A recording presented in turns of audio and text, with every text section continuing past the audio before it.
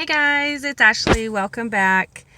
Today I wanted to talk about mindfulness and staying in the moment as a means for survival, really. Um, for me, in my experience, the only thing that has been able to keep me sober, sane, and probably alive is the ability to stay in the moment. Life is unsure for all of us, and especially when you go through addiction recovery or really any life change, divorce, bankruptcy, finding a new place to live, totaling a vehicle.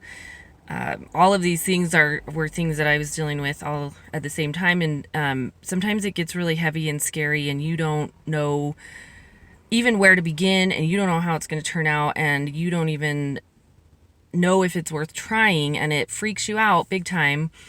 And luckily, I found Buddhism and meditation actually before I even got clean, and that helped me kind of transition to sober life and to fixing my life. And the biggest part of that helped me was what we call mindfulness, or the ability to stay in this present moment and be fully aware of just what's going on right now.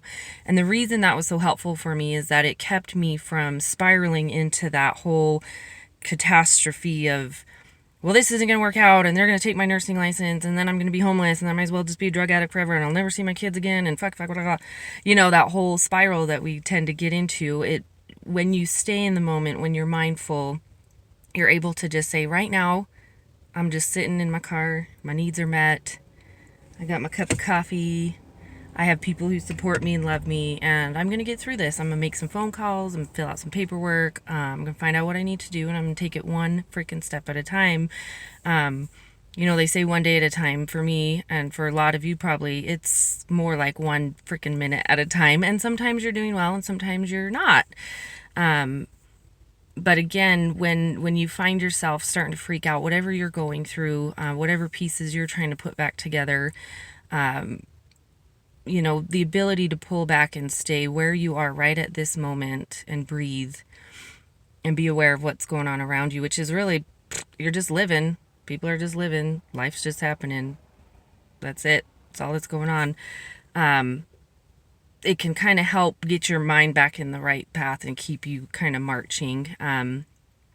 So give it a whirl, try it out. Meditation, that's a whole different video, but that's super helpful. There's a lot of guided meditations online. There's a lot of stuff about mindfulness. You can look it up. I'm not an expert. I'm not a teacher on it. I just know that for me, it saved my life, and it kept me from really melting down under the pressure of the panic that sets in when you realize, I don't know how to fix this. When you stay in the moment and address directly what's in front of you, it makes everything so much easier and a lot less scary. So give that a whirl, make that your practice, and see how that helps you if you start to panic and freak out about what's going to happen, how it's going to work out, what the future is going to look like. Pull yourself back to right here, right now. What phone call you need to make right now, what paper you need to fill out right now, what person you need to contact for help right now. I mean, just attack the current moment, and little by little, you'll find yourself kind of looking back over the last couple of years going, hey, I freaking did it, man. Let's attack this moment and just enjoy life. So anyways, I'll stop before it goes into total rambling again, but I hope you have a great day, and I love you, and see you next time.